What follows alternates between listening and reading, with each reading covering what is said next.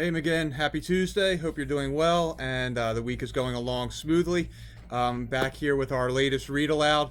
We're also continuing to celebrate Children's Book Week. So remember, find somebody, kick back, read a book with them, enjoy it, throw yourself into the adventure, whatever you can do to enjoy some reading as we celebrate Children's Book Week. We're going to read today a book by Jesse Sima that is called Not Quite Narwhal.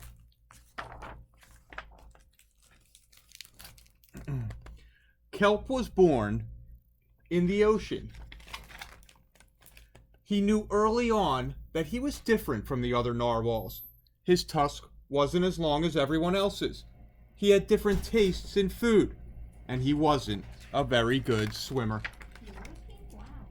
But his friends didn't seem to mind, so Kelp decided he wouldn't either. That is, until he was swept away by a strong current. I wish I were a better swimmer. Kelp found himself at the surface, closer to land than he'd ever been before. High up on a cliff, he spotted a mysterious, sparkling creature. It looked so familiar. It looked like Kelp. Kelp swam toward land as fast as he could, which wasn't very fast at all, hoping that he could catch up with the creature that looked just like him. When he finally reached the shore, Kelp felt a little bit anxious. He had never left the ocean. He was nervous about walking for the first time, but the land creatures made it look so easy. It wasn't. But eventually, he got the hang of it.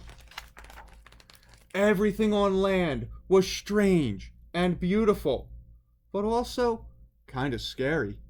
Kelp began to think he might never find the creature that looked just like him. But as he stumbled out of the forest, land narwhals. Actually, we're unicorns, and by the looks of it, so are you.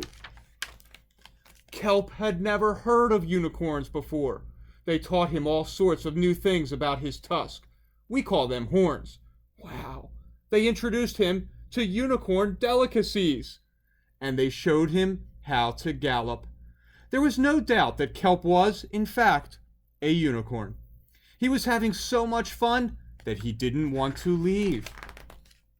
But then he remembered all of his friends under the sea. Kelp missed them terribly, so he said goodbye to the unicorns and returned to the ocean. Come back soon! Kelp swam toward home as fast as he could, which wasn't very fast at all, hoping that narwhals would still like him now that he was a unicorn. When he finally arrived, Kelp had butterflies in his stomach. Kelp, welcome home! Kelp took a deep breath and told his friends the news. It turns out I'm not a narwhal. Of course you aren't. I'm a unicorn. We all knew that. They took it quite well. Kelp was happy to be home, but now that he'd experienced life on land with the unicorns, he couldn't seem to forget them.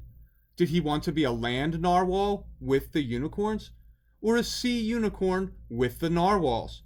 Kelp couldn't decide, but then he realized that maybe, just maybe, he didn't have to choose. And I hope you enjoyed that story, McGinn. We'll be back with more read alouds during this Children's Book Week, and I hope you have a great night. Take care.